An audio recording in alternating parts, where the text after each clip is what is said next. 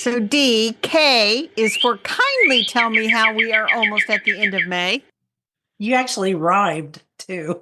I don't know. Time flew by, didn't it? It did. One minute you're weeding in the garden, the next minute you're looking up and you're thinking, it is almost It's June. June. Yeah, it's like June in a week. Well, Anyway, you better get started. yeah, I will get us started. Welcome to the Garden Angelist, where we chat about flowers, veggies, and all the best dirt. I'm Carol Michael from Indianapolis, Indiana. I have a suburban garden measured in square feet. It's about a third of an acre. And I'm Dee Nash from Guthrie, Oklahoma, where I still have a large garden out in the country, even though I have downsized. We are Garden Angelists because we love gardening. We want you to love it too. Yes, we do. And we aren't afraid to tell all of our gardening secrets, the good, the bad, and even the ugly. But let's move on to this week's episode. All right, Carol, you came in from the garden. I can see the pink in your cheeks. I did. I did want to explain. What have you been doing? So this morning I cleaned up the rest of the vegetable garden beds that didn't have tomatoes or peppers in them or the spring greens. And those are ready for seeds. And I came in and I made up all my seed labels, figured out what I was going to plant out there. And I thought, well, let's plant one variety of green beans. I have like 4, maybe 5. Anyway, so, but Goodness. let me back up. Okay, go ahead. So first of all, listeners, Dee has a little bit of a cold. I have a little cold from my husband. Also, the new creature that lives with me now is climbing up the back of my desk. Oh, there he is as we speak. So we'll talk about him in just a minute. So, and I'm pretty good on the audio side of editing out things, but on the video side, I am not. So it is going to be raw, unfiltered on the video side. Anyway, so I spent 2 solid days planting last Sunday and Monday. I got all the annuals potted up and planted out. And then it rained Tuesday, it rained Wednesday. It's cold. I feel like spring just like decided to do an about face. Yeah. But I still picked strawberries twice. I picked lettuce. The first pea pods, a variety called Snowbird. I picked a whole bunch of those yesterday, put that on Instagram on a story. So, and I have also a bunch of peas this year. Like I've been I eating do peas too. every day. Well, that doesn't usually happen for me. I'm usually if I'm good Well, if I get 2 weeks worth. with this cool spring. It has been cool. Yeah. Of course, I've mowed the lawn and I Ouch. set up my little fairy garden out front. Okay. Wow. You've been busy. You were going to explain why you had 5 kinds of green beans before I interrupted you. Well, I have provider. And Yep. then this winter when I was at the store just buying random packets of seeds, As I one bought does. I bought some yellow green beans, which sounds weird, yellow wax beans, Yeah, wax beans. stringless tender pod or something like that, one called tenderette. And I'm just like, oh, I have like 4 or 5 varieties here. I will plant them all and see how it goes. See how it goes. Ow. Somebody's claws just got me. So before we Okay. go much further, so why don't you, where is he? He's right here in my lap. Show your new kitty. This is Mishka. Mishka means little teddy bear. It also means Michael. It's an endearment for Michael. Masha's an endearment for Mary. So Where is Masha? away from Mishka because he drives her nuts. She's back in the bedroom, laying down. So they have She's interacted. Oh yeah, they've interacted. Yeah, yeah. They run and chase each other. And the other day, I mean, for a while there, she would just bap him in the face when he was being bad, and then the other day he bapped her back, and so now things are more even. And I'm like, well, there you go. There you go. Did you There do you anything go. in the garden other than go get a cat? I went and got a cat. That's why you wrote our newsletter because I also was taking care of Bill because when men get a cold, even the guy I took him in and he has bronchitis, but the PA laughed and we walked out and he turned around and looked at me. He goes, basically he has man flu. And I said, I just laughed. All right. So, but he got, medicine. So let's see. What did I do? Oh, I got in 3 new rose bushes from I see Antique that. Rose Emporium. And one's called Southern Sweet Tea, Sunbelt Soul Sister, and Fragrant Blush. And I love those Sunbelt roses because They are tough, tough, tough. I have Sunbelt Plum Perfect and Sunbelt Savannah. And I love them. And I Nice. also used to have Sunbelt South Africa. It finally died, but I had it for years and years. So the other two I don't know well, so they're just really fun to try. And I planted up two of them. And then the other one I'm going to put down in the garden and replace Basie's blueberry because I've had it for 35 years and it's just okay. There's better roses now. Well, after So 35 years, you're just going to like dismiss it to the compost pile? pretty much, yeah. Sometimes you have to Uh, make room. And also we got more sun now because we don't have that stupid Eastern red cedar. So let's see. One thing I wanted to say is I went and bought some back to earth at TLC Nursery in the city. uh-huh. And they don't have back to nature, but they're both composted cottonseed hulls. So I literally wore my mask because it stinks so bad. Did you notice it? I wonder why it smells. I never use cottonseed hull. I Oh, guess not, because it's probably something you guys don't have a lot of. But I've never anyway, seen it for sale. it's black. It's beautiful and black because it's composted, but it stinks. So I put on my mask and drove home with the windows open. I probably look like a Fruit Loop, but I don't care. And it's just the way it You goes. did look like a Fruit Loop. I did. I looked like a total Fruit Loop lady with the mask on.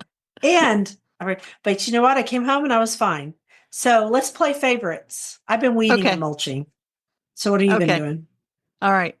So the Play favorites, there's 100 of them out there. But this Right now, morning, yes. I opened the blinds in the kitchen, and right Yep. outside is a hanging basket that I put the Kufia Vermillionaire, which is the little orange cigar looking flowers. And there was Yeah. a hummingbird on it. So I thought, there's my favorite. There have been a lot of hummingbirds here lately. You don't need hummingbird feeders if you plant the right plants. No. And with all the salvias that I planted around, plus those, and I think I put three of the Vermillionaire, which are orange. And then there's another variety called Sugar Bells, which is Yep. from Ballhort. Vermilion's from Proven Winners. I put that in there too. I bet that was a nice combo. And then my favorite, hands down, is Peggy Martin. I did a little video on her. I love the story of Peggy Martin, and it's been on Rose Chat twice, and I'll find the later episode for our newsletter. And it's just one of those stories that is really about survival and, you know, persistence and resilience. And it's not just because of the rose. The rose was under salt water for 2 weeks in her garden. And I guess she also had a crinum make it, and that was it. But Peggy's whole story is just, I mean, she lost everything. She even Yeah. lost her parents There's a in Hurricane Katrina. there's a children's book about that, Peggy Martin Rose. There is, yeah. Do you have it? No, but I need to get it because Peggy's been blooming like a champ for 3 weeks. God You should. bless her. I got it. It's very sweet, and I sent it to my nephew down in New Orleans. I said, "Well, he should That's a have great. that." We should mention it's a very southern rose. I'm growing it at the edge of its hardiness. I know it's grown in a few places in Indiana too. I was So going to say, doesn't our friend Teresa Byington have Peggy Martin I in think her she garden? has it. I think she has it and it's in protection. Mine's not in a protected area, and sometimes it dies all the way to the ground. So then I have to retrain it. But she's a rambler, so she's a fast grower. Yeah, I guess it makes Just her trust sound me. like she's kind of a tramp or something. She's not a tramp. She She's a sticks to her survivor. area. She's a survivor, and we love her. And since she's named after a real rosarian, that would be terrible. Exactly. Let's do the question of the week. Are you going to do the quote first and then the question? You have The a quote there. belongs. The quote is in the wrong spot. It belongs Okay. next. Okay, so let's do the question of the week. Because when I made the notes and I put in, we're going to talk about Dee's question about a woman who has a big weedy area. I put it in the wrong spot in the notes, listeners. It is all on me. Okay, do you want me to ask the question? I've got it right here. Well, yeah, because On my phone. I know. Go ahead. All right, so this is from one of my clients. I'll just say her first name, Ashley. And she sends me a picture of this big garden bed she has at the back of her house. And they just moved into this house, and I garden coach her. So she said, I can't keep up, laugh out loud. Can I put anything on this to kill it, but keep my other stuff alive? And my question was, what the heck is that? Because it was far enough away, I could not Yeah. see it. Okay. And so she was distressed because it's growing really fast. And I said, do you want me to answer, or do you want to answer it? Is there anything she Well, can spray on it that will only kill it and not kill her ornamental plants? no, ma'am. No, there's not. So broadleaf kills broadleaf. It does not know what is broadleaf and what is not. Doesn't know what you Okay. paid good money for and what you didn't. No. And so I said, take a photo up close. I need to see those leaves. So she did. And I thought, that looks like amaranth. And then and so then I actually did a search online because I was like, what weed looks like amaranth? Because I was thinking, and guess Amaranth. what? It is. It's an amaranth. And it is called, did I take a picture of that particular one? It's Amaranthus. Oh, now I don't have it on here. In the pictures I sent you, I missed that part. So it's an amaranth that is wild. It's called pigweed. I don't need to I'm know the familiar with species. pigweed. I'm Pigweed is familiar. terrible. Pigweed, because all amaranths put out a million seeds, just like Mm-hmm. celosia, right? Yeah. And Yep. so just imagine a weedy version of amaranth, and that's what she's got. So what would you tell her to do, Carol? You know what I told her to do. I sent you the answer. I don't remember what answer you gave her. Well, okay, so you have a whole bed of pigweed, but it's really tiny because you did have somebody weed some of it out when it was bigger, but it stirred up all those seeds in the soil. So what would you do? Well, so was there a lot of other landscaping in that bed? Not yet. No, there's only a couple of things. You know what I might do on that? What? I might solarize that soil, put down that clear plastic all over it and weight that down and leave it for a good long while. Let it all solarize and it'll kill that amaranth, or it should. Then pull it back and very lightly remove all the debris and then go ahead and mulch it really good. I don't know. By then it's the middle of summer in Oklahoma, not exactly planting season. And Yeah, then maybe the end of summer. I would come Yeah. back at the end of summer and early fall, and I would go ahead and landscape that bed with the shrubs and perennials and whatever else. That's what I would do. Okay, so that was one of the options that I gave her. I said, you could put down, and I didn't say clear plastic. You can also use black, although clear is supposed to be better. And I Clear said, you gets can put hotter, down, they say. yeah, for some reason. And I said, put down plastic and then weight it down with rocks and wait. That's option number one. Option number two is to take a hand hoe and gently weed out a small section at a time and immediately come back in with 3 inches of mulch right there. That's a good idea. And then a little section mulch. And she goes, and I said, and it needs to be big enough mulch and it needs to kind of mat together mulch. So I said, don't use Happy Grows landscaper mix because it's tiny. I said, you need like arborist chips where they kind of, interlock. And I said, and that'll cut down on it. I said, that's not going to get rid of it, but it'll cut down on it. So those were two really good options. And I thought it was a great question. She was It very is a discouraged. But at the end, she said, I'm going to do one or the other. And then she said, well, at least it's easier to pull up than the dang Bermuda. And I said, you need a cobra head for the Bermuda. And I sent her a link. So very good. We'll put a link to the Cobra Head weeder. I was using that today to I clean up love my little them. vegetable garden beds out there. And it's like, that was the only tool I needed. And when I go out to sow my green beans and all that, I will probably use the Cobra Head again. So we will link. I And think now, I think it's a good one. So yeah. now you're going to do the quote. Sometimes the most scenic roads in life are the detours you didn't mean to take, and that is Angela N. Blount, Once Upon a Road Trip. I have no idea about that book, but I do believe that sometimes you take a detour and it's like, wow, how did I end up here? And it's very nice. Yeah, exactly.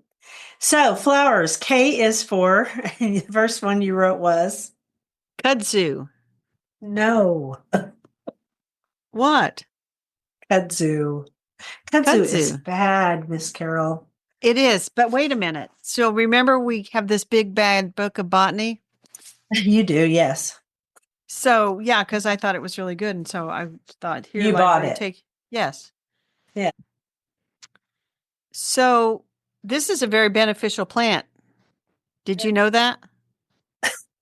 The Southerners that are in our audience would tell you that they don't feel that way, but you go right ahead. Well, Try to sell us on kudzu. Of course, no, you're going to say it right off. No one should plant it. No one should knowingly plant this. It Which is says. that ship has already sailed in the South, but go ahead. Yes. So it's called a plant of all trades. It's Puraria lobata. And it says, and I'm just going to have to show you some stuff. Whatever you believe, kudzu, and I spelled it wrong in our notes, vilified as a weed in the southeastern United States, has some amazing properties. One of them, which is it can completely consume a tree and kill that tree because it blocks all the sunlight for it. Yes. But as an herbal remedy, it's used in East Asia for treatments for many health problems, including alcoholism. It supposedly cuts down your need for alcohol. Other health problems, deafness, diabetes, diabetic retinopathy, menopausal symptoms, gastroenteritis, and cardiovascular diseases, particularly angina. And it's in the pea family, Dee. That's probably why they brought it over here, because it does fix nitrogen in the soil. And yeah, I don't know why they brought it over here. Yeah. But it kind of steals, it's called interference competition. It basically cuts off the light supply for the plants you do want. But they brought it over for erosion control because it also increases nitrogen content. A lot of goat farmers use kudzu-based feeds because of the nutritional value of it. Kudzu? Yes, 60%. You said kudzu. I'm sorry, kudzu. Yeah, keep going. It's makes a good material for basketry and fiber arts, has long runners and large vine material that is great for weaving. Kudzu fiber. I did know they had started weaving it. I did know that. Yeah. Kudzu fiber, originally called hemp, was once important to the production of paper and clothing. And in the United States, kudzu is an ingredient in some lotions, soaps, and compost. And they make a drink out of the roots. Yeah. It says people from Vietnam usually flavor this starch with pomelo oil and use it as a refreshing drink, et cetera, et cetera, et cetera. Some people have even made jellies out of the kudzu flower. So it is highly invasive, and you should have to drive through the southeastern United States to see how bad it is. And so don't ever plant it, but don't think people were dumb to come and bring it and plant it, because it did have some redeeming qualities. They just didn't realize that it was going to be a mess. Yeah, that was just going to take over. Yeah, they didn't know that.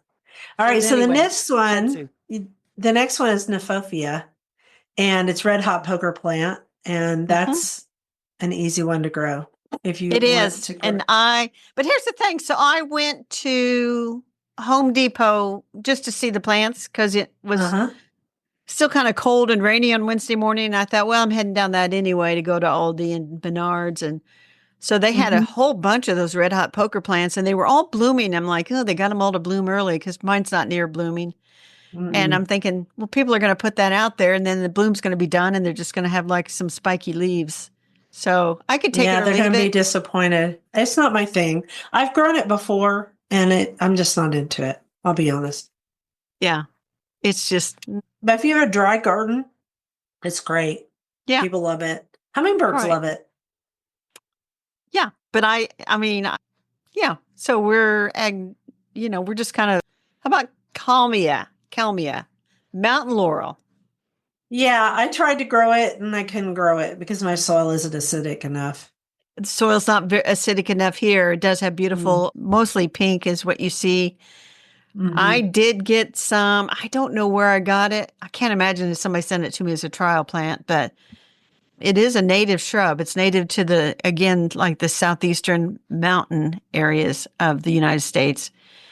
But if you don't have good acidic soil, you will be disappointed in it. And it's like rhododendrons and azaleas around here. Every once in a while, you'll hit a spot where they do really good. But for the most part, people are very disappointed in them because the soil is not acidic. But it is a K. Yeah. It is a K. It is. And you know what? I hadn't thought about it. And before I looked it up, I didn't realize that it was actually a native. It looks like it's from China or Japan, but it's not. It does, but it's from the mountains. It's from like North Carolina, which they have wonderful soil for that. All right. The next one is Nadia, which is pincushion flower. Yeah. And I I'm going to tell you that I don't really grow this.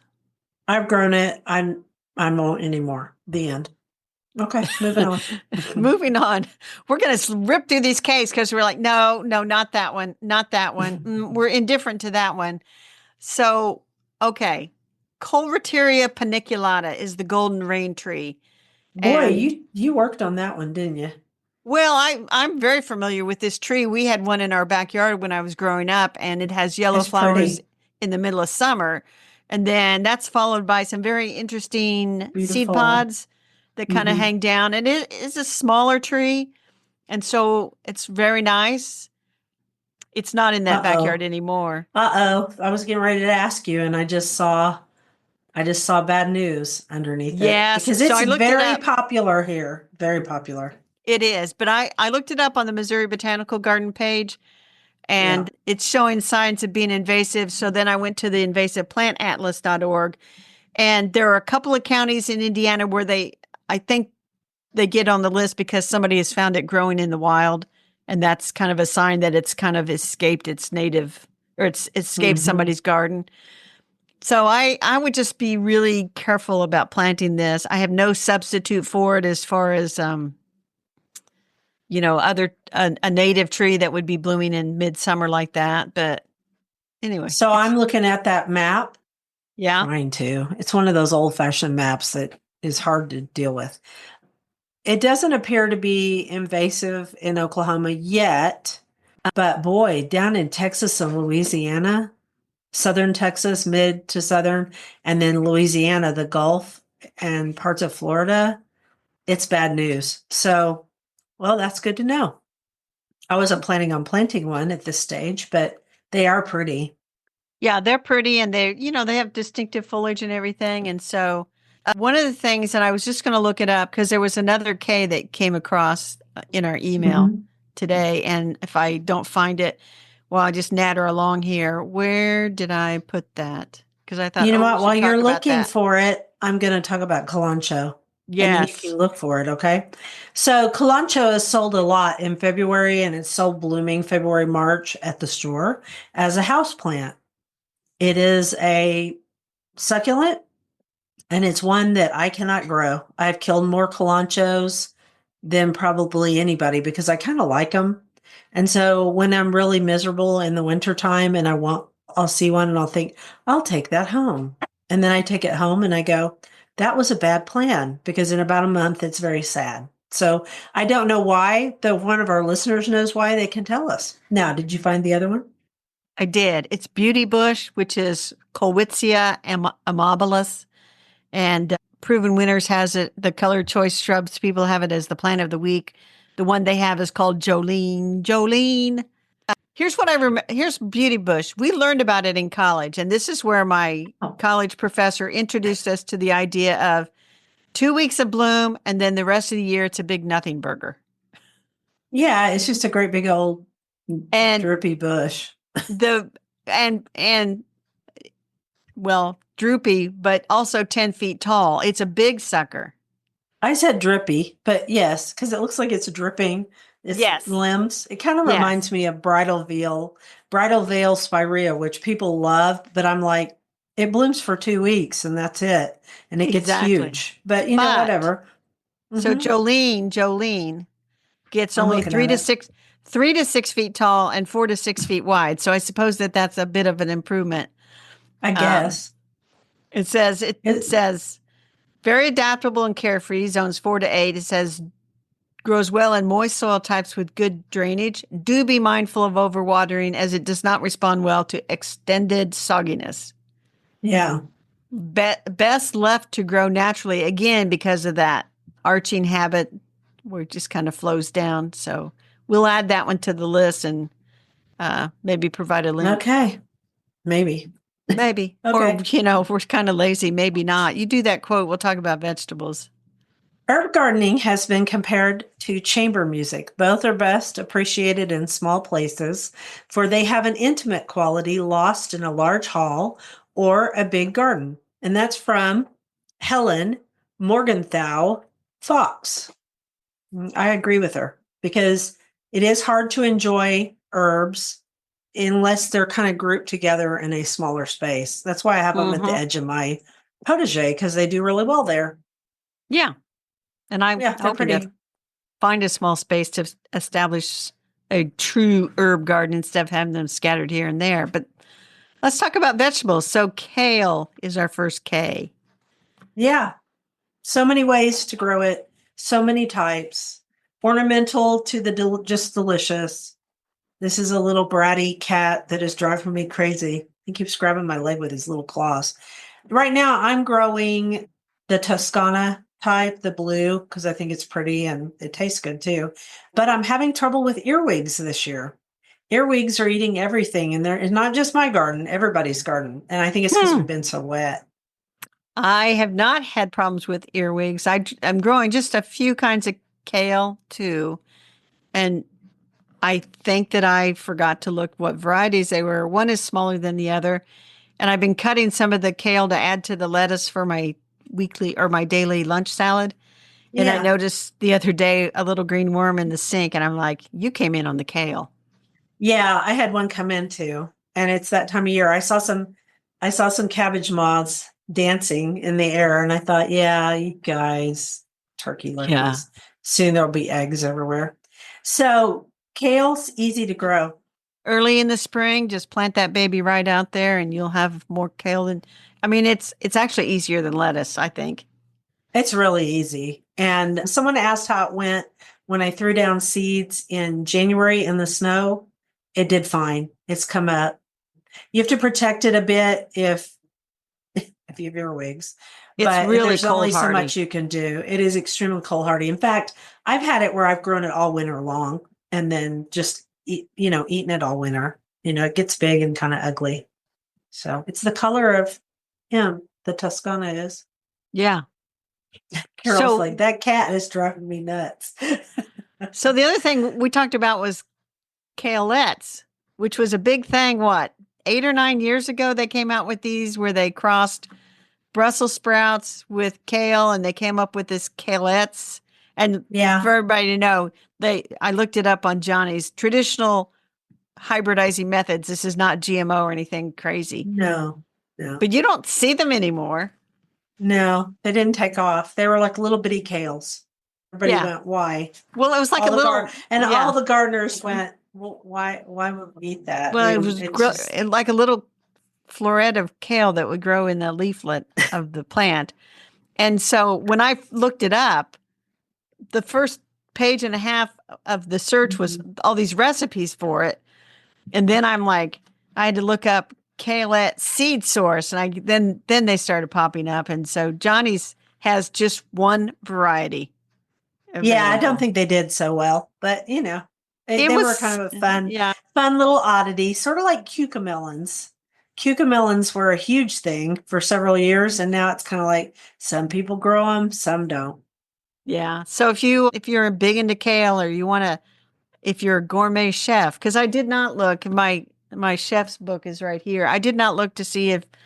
I'm sure he talked about them. Chef Lee Jones, Gardner Lee Jones, or whatever he calls himself. Farmer. Why couldn't I think of Farmer?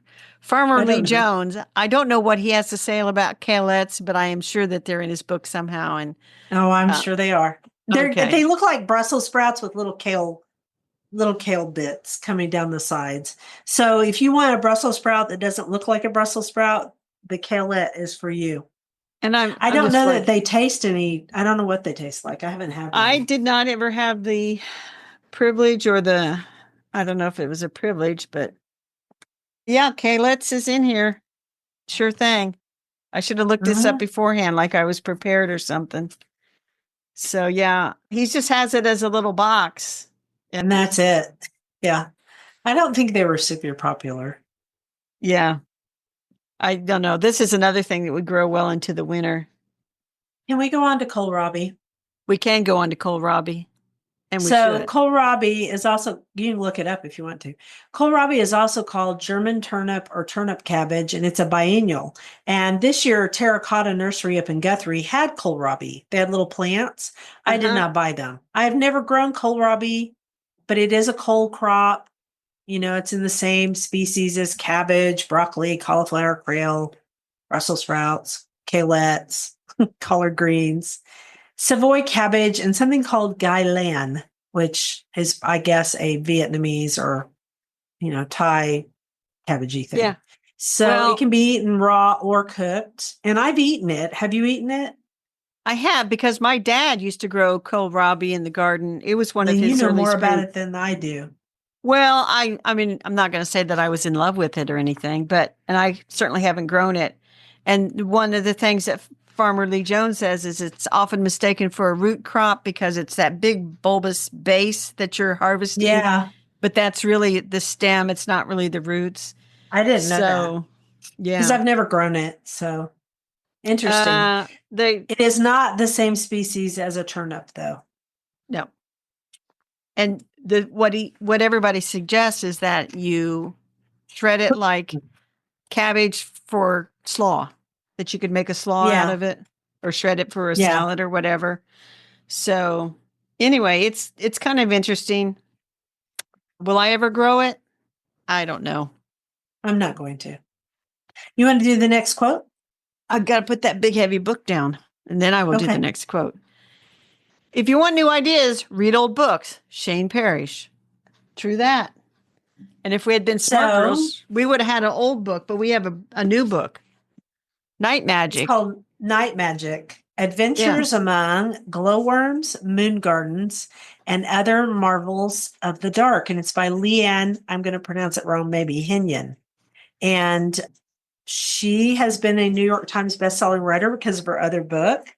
And then she wrote this book. And what do you want to say about it, Carol? You picked it out. Well, I would call this memoir of observing things at night. And if you ever, and I can't, I'm going to mispronounce her name too. She's blurbed on the front cover. Remember Amy Nezakumatalahil, who wrote World of Yes. Wonders and how we love that book? Mm-hmm. Or dazzling, prepare to be enchanted, prepare to love the darkness. And it's really, Leanne goes out into the dark and tells you all the things that she discovers about being in the dark and Yeah. all the critters and creatures and the differences out there. Yeah, it's completely different.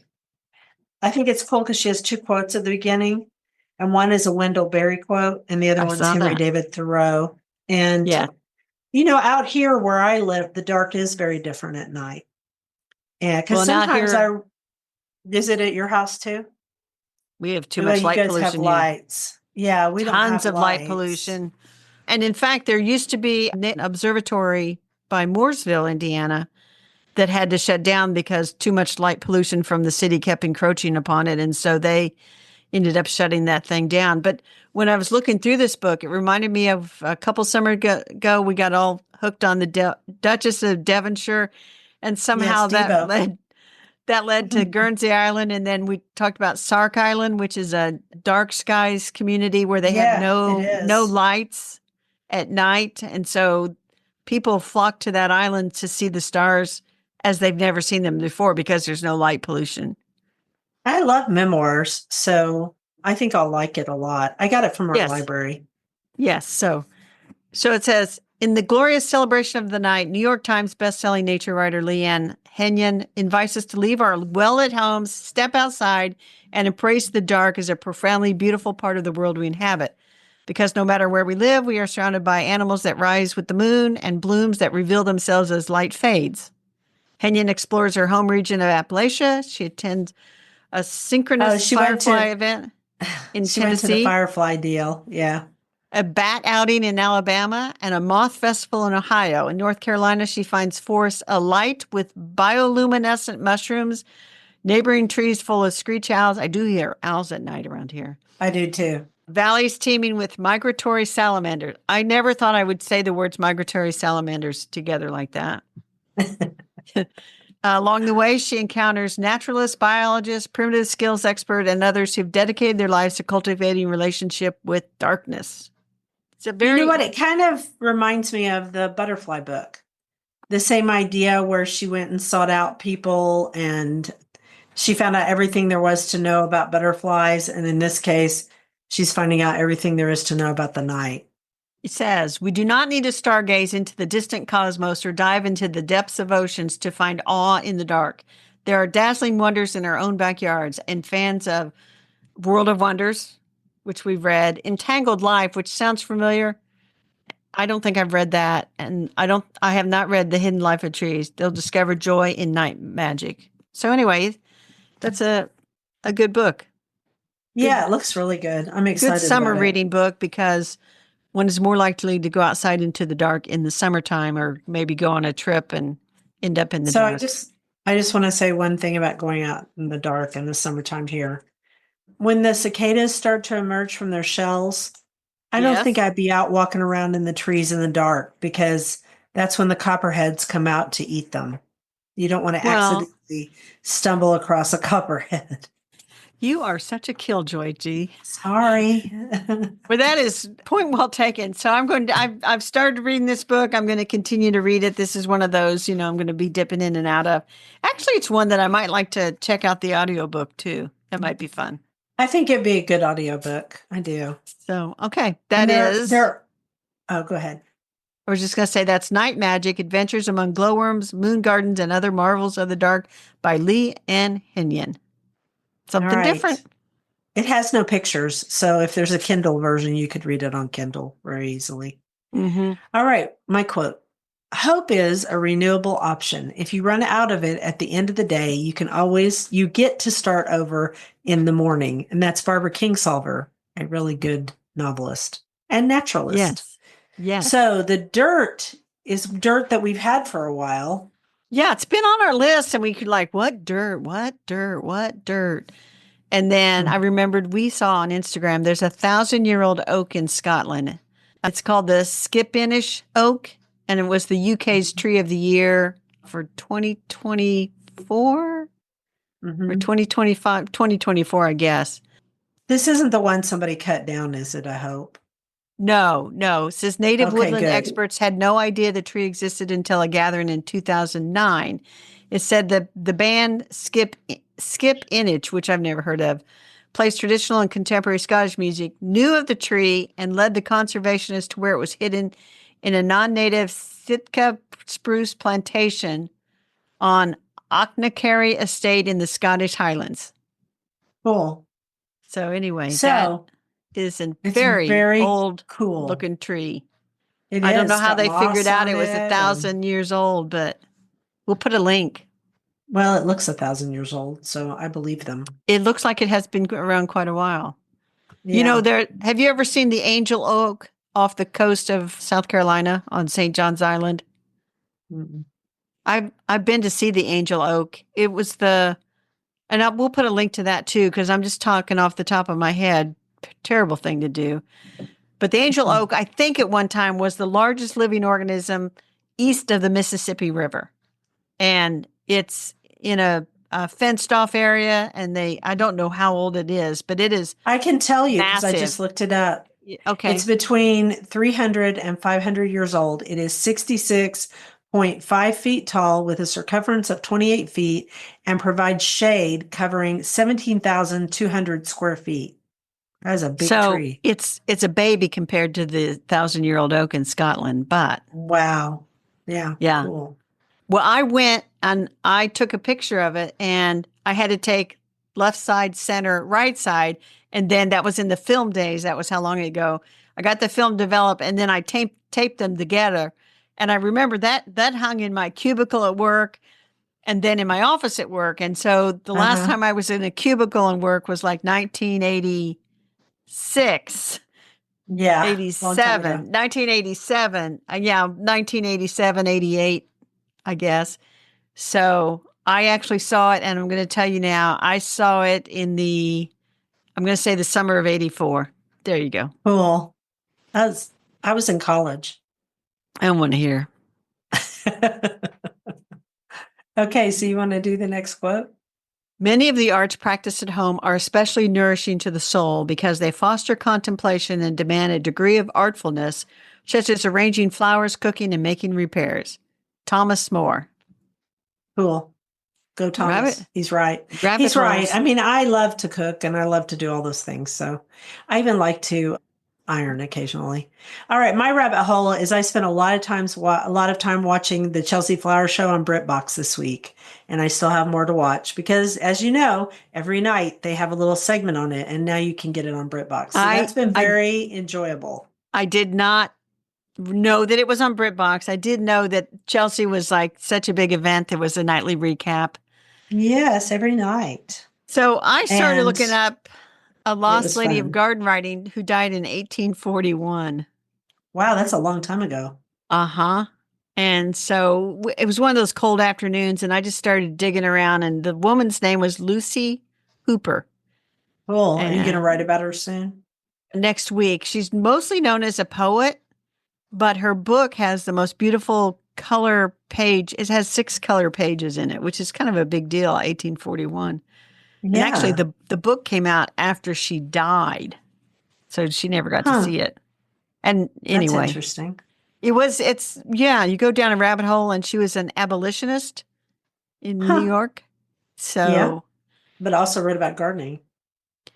well, in a roundabout way. So, some might say I'm That'll be stretching the interesting. definition, but How cold has it been in Indiana?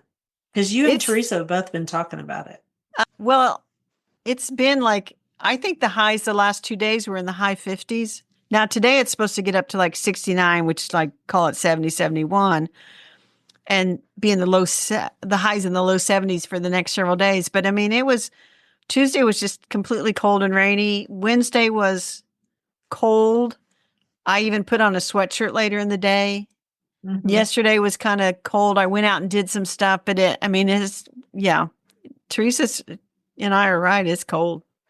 Yeah, it was like that all the way through April here. I was like, it's never going to stop. And it was kind of cold part of May. And right now I mean, it got up to 82 today, but it still was really chilly this morning. So one of my clients was upset because her periwinkles died and she didn't know why. And I said, because it was too cold. I The said, they do annual not, vinca.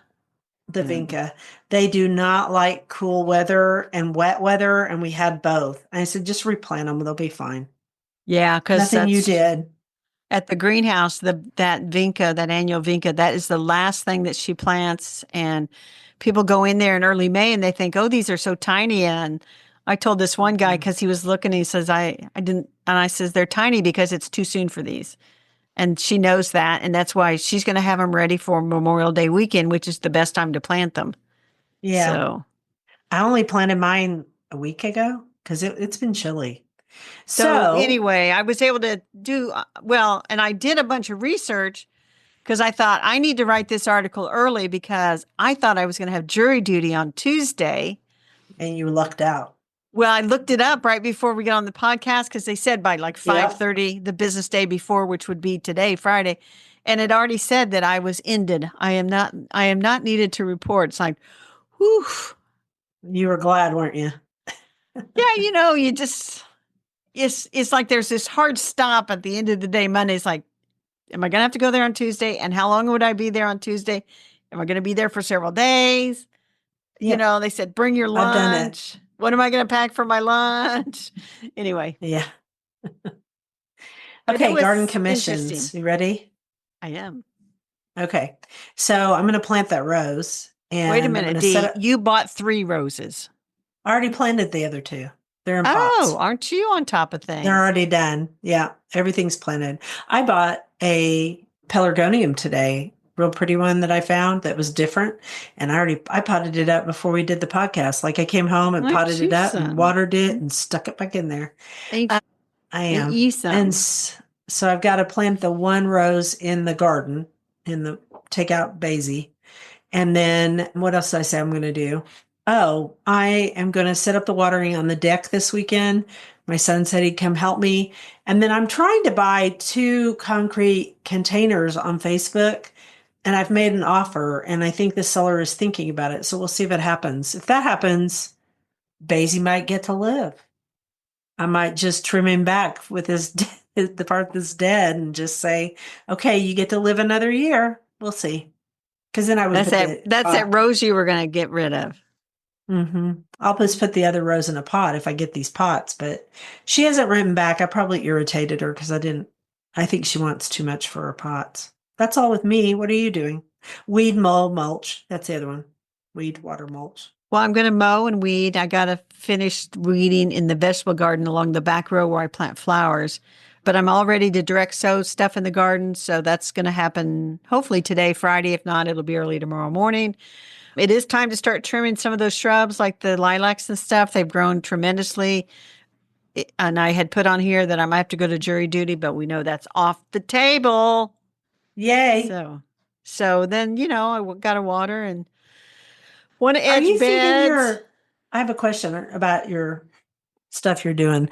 Are you going to feed your containers, with a foliar feed every week like you did last year? No, I'm reverting back to an organic fertilizer that's got Mhm. like I bought it. I mean, it's just like the icky brown stuff in a jug or a bottle, and you But that's poured it. still foliar feeding. No, I mean I'm putting it on the soil. I'm not going to put it on the foliage. So it's a granular one? Is that No, what it's it a is? liquid, but it's Okay. throw. So let me ask you this way because you're being very technical. It is a liquid feed. I guess that's what I should have said. Are you still going to do a liquid feed like you did last year? Yes, on Fridays. I do it on Sundays. That's what I was trying to get you to say. Okay, go on. Well, you did get me to say that, Dee, and now that you're trying to manipulate me all over the place, I'm going to end this podcast. We want to thank you for listening to Garden Angeles. Hit that subscribe button so you don't miss a single episode. We publish every week on Wednesdays at 12 a.m. Eastern Time. And if you subscribe to our free newsletter, you get a link to listen to the podcast a whole day early and links to the products we discuss. Some are affiliate links, and it really is nice if you go and click on them and buy stuff. Plus, you can go over to YouTube and see us in person. Full episodes now show up on Tuesdays.